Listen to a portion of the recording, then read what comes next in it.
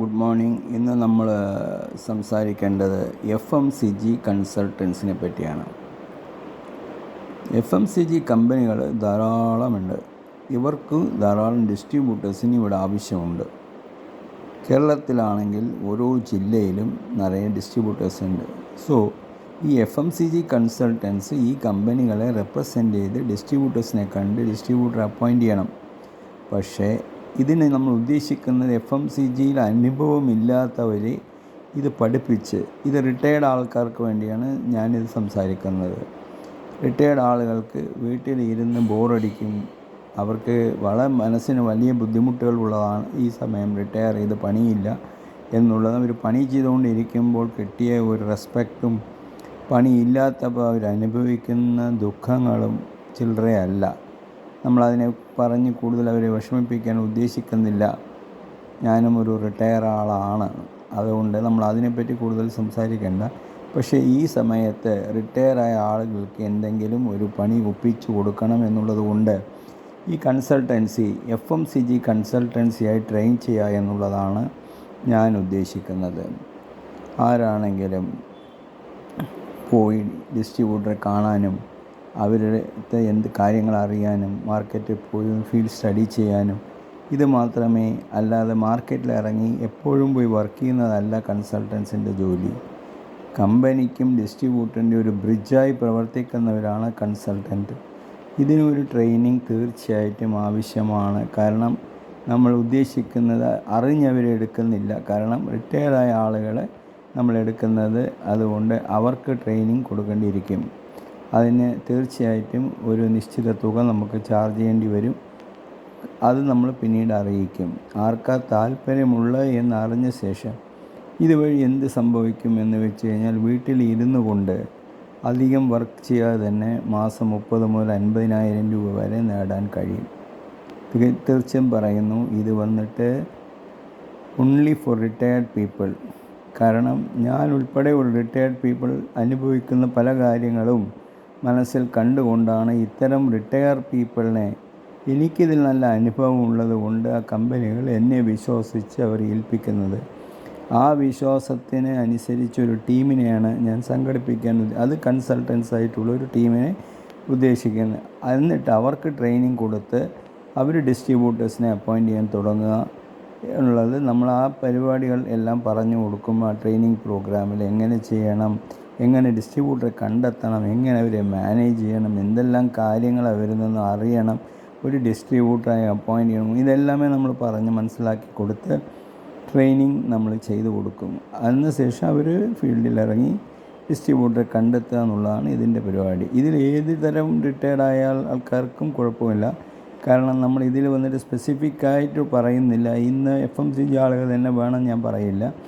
ഏത് ഫീൽഡിൽ ഒരു റിട്ടയറായ ആളും സ്വന്തമായിട്ട് എനിക്ക് സമ്പാദിക്കണം, അല്ലെങ്കിൽ ഒരു ചെറിയ തുക എനിക്ക് വീട്ടിലിരുന്ന് ലഭിച്ചാൽ സന്തോഷമാണ് എന്ന് വിചാരിക്കുന്നവർക്ക് വേണ്ടി കൊടുക്കുന്ന ഒരു ട്രെയിനിങ് പ്രോഗ്രാമായിരിക്കും FMCG കൺസൾട്ടൻസിൻ്റെ ട്രെയിനിങ് പ്രോഗ്രാം.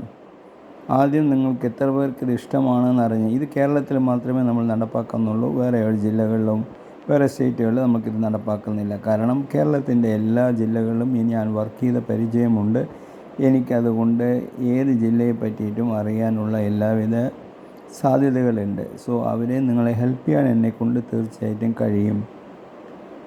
കാരണം ഓരോ മാർക്കറ്റിലും ഞാൻ ഇറങ്ങി വർക്ക് ചെയ്ത മാർക്കറ്റ്, കാസർഗോഡ് മുതൽ തിരുവനന്തപുരം വരെയുള്ള ഓരോ ജില്ലയിലും ഞാൻ വർക്ക് ചെയ്തിട്ടുണ്ട്. റാന്നി, കോന്നി, കോഴഞ്ചേരി, കുമ്പളംപുഴ, തടിയൂർ, മല്ലപ്പള്ളി, തിരുവല്ല, ഇങ്ങനെ പറയാം, മൂവാറ്റുപുഴ, ഏറ്റുമാനൂർ, അമ്പലപ്പുഴ, തിരുവനന്തപുരം, കാട്ടാക്കട, ഇങ്ങനെ വേണമെങ്കിൽ ഞാൻ പറയാൻ പറ്റും ഇതിൻ്റെ അനുഭവം. കാരണം ഓരോ മാർക്കറ്റും ഓരോ രീതിയിലാണ് കേരളത്തിൽ. കോഴിക്കോട് എടുത്തു കഴിഞ്ഞാൽ ബത്തേരി, മാനന്തവാടി, കൽപ്പറ്റ, കണ്ണൂർ, തലശ്ശേരി, ഇങ്ങനെ മലബാറിൽ നിറയെ, മലപ്പുറം, ഇങ്ങനെ പല ഏരിയയിൽ നമുക്ക് എല്ലാ ഏരിയയും കേരളത്തിനെ സംബന്ധിച്ചോളം വളരെ പൊട്ടൻഷ്യൽട്ടാണ്. അതേ ഇപ്പോൾ തമിഴ്നാട്ടിലെടുത്തു കഴിഞ്ഞാൽ അത്രയും പൊട്ടൻഷ്യാലിറ്റി കാണില്ല. കാരണം കടകളുടെ എണ്ണം തുച്ഛമാണ്. പക്ഷേ നമ്മുടെ കേരളത്തിലെ എല്ലാ ജില്ലകളിലും, എല്ലാ താലൂക്കുകളിലും, എല്ലാ വില്ലേജുകളിലും കടയുണ്ട്. സോ അത് അവിടെ പ്രോഡക്റ്റ് പോകുന്നതുകൊണ്ട് വൻ ടേൺ ഓവറാണ് ഇന്ന് കൺസ്യൂമർ പ്രോഡക്റ്റ് അല്ലെങ്കിൽ FMCG ഇൻഡസ്ട്രിക്ക് ലഭിച്ചുകൊണ്ടിരിക്കുന്ന. കൂടുതൽ ഹൈപ്പർ മാർക്കറ്റും സൂപ്പർ മാർക്കറ്റുകളെല്ലാം കൂടുതൽ വന്നിട്ടുണ്ട്. അതുകൊണ്ട് വിപണി സാധന വളരെ എളുപ്പമാണ് കേരളത്തിൽ. അതിനുകൊണ്ട് വർക്ക് ചെയ്യുന്ന കാര്യത്തിലോ പണം സമ്പാദിക്കുന്ന കാര്യത്തിലോ എളുപ്പമാണ് കേരളത്തിൽ. അതിനാലാണ് ഞാൻ ഇങ്ങനെയുള്ള റിട്ടയർ ആൾക്ക് ഇങ്ങനെ ഒരു ചാൻസ് കൊടുത്ത് എൻ്റെ അനുഭവത്തെ ഷെയർ ചെയ്ത് അവർക്ക് ട്രെയിൻ ചെയ്ത് കഴിഞ്ഞാൽ അവർക്കൊരാശ്വാസമായി, എനിക്കും അതുകൊണ്ട് സന്തോഷമുണ്ടാകും എന്നുള്ളത്. മറ്റുള്ള കൺസൾട്ടൻസിൻ്റെ കാര്യം ഞാൻ പറഞ്ഞത് ഫൗണ്ടേഴ്സിന് വേണ്ടിയുള്ള കൺസൾട്ടൻസ് അവരുടെ ഇത് വന്നിട്ട് റിട്ടയർ ആണെങ്കിലും കുഴപ്പമില്ല, റിട്ടയർ അല്ലാത്തവരാണെങ്കിലും കുഴപ്പമില്ല, അവർക്ക് വേണ്ട കൺസൾട്ടൻസി കൊടുക്കാനുള്ള എക്സ്പെർട്ടൈസായ ആളുകളും നമുക്കൊടുത്ത് രജിസ്റ്റർ ചെയ്ത് കഴിഞ്ഞാൽ തീർച്ചയായും നമ്മൾ ഫൗണ്ടേഴ്സിനെ കോൺടാക്റ്റ് ചെയ്ത് നിങ്ങൾക്ക് വേണ്ട സർവീസ് തരുന്ന ഫൗണ്ടേഴ്സിന് വേണ്ട സർവീസ് നിങ്ങൾക്ക് കൊടുക്കാൻ കഴിയുകയാണെങ്കിൽ അതിലും തീർച്ചയായിട്ടും നിങ്ങളൊരു HR കൺസൾട്ടൻസ് ആണെങ്കിൽ അത് മാത്രമേ സ്പെഷ്യലൈസ് ചെയ്തിട്ടുണ്ടാകണം. അതേമാതിരി ഒരു GST കൺസൾട്ടൻ്റ് ആണെങ്കിൽ അതിൽ സ്പെഷ്യലൈസ് ചെയ്തിട്ടുണ്ടാകണം. അല്ലെങ്കിൽ വന്നൊരു ഡിജിറ്റൽ മാർക്കറ്റിംഗ് ആണെങ്കിൽ അത് സ്പെഷ്യലൈസ്ഡാണ്. അവിടെ വരുമ്പോൾ ഞാൻ വെബ്സൈറ്റ് ചെയ്യുക അല്ലെങ്കിൽ ഞാൻ എല്ലാം ചെയ്യുമെന്ന് പറഞ്ഞു കഴിഞ്ഞാൽ അത്തരം കൺസൾട്ടൻസിന് നമുക്ക് വന്നിട്ട് സപ്പോർട്ട് ചെയ്യാൻ പറ്റില്ല. കാരണം ഒന്നിൽ നമ്മൾ സ്പെഷ്യലൈസ് ചെയ്യുക, മറ്റുള്ളവർ വേറെ ജോലി ചെയ്യട്ടെ എന്നുള്ള രീതിയിൽ അത് ചെയ്യുകയാണെങ്കിൽ തീർച്ചയായും നമ്മൾ സപ്പോർട്ട് ചെയ്യും. ഫൗണ്ടേഴ്സിനും അത് വലിയൊരു ഹെൽപ്ഫുള്ളായിരിക്കും. അവരുടെ ബിസിനസ് ആക്ടിവിറ്റീസിൻ്റെ ഒരു ഫിക്സഡ് എക്സ്പെൻസ് കുറച്ച് വേരിയൽ എക്സ്പെൻസസ് കൂട്ടിയാലും റിസൾട്ട് ഓറിയൻറ്റഡ് കൺസൾട്ടൻസിന് അവർക്ക് കിട്ടും. ഈ രീതിയിലാണ് ഇനിയിപ്പോൾ ചെയ്യാൻ പോകുന്ന പ്രവർത്തനം.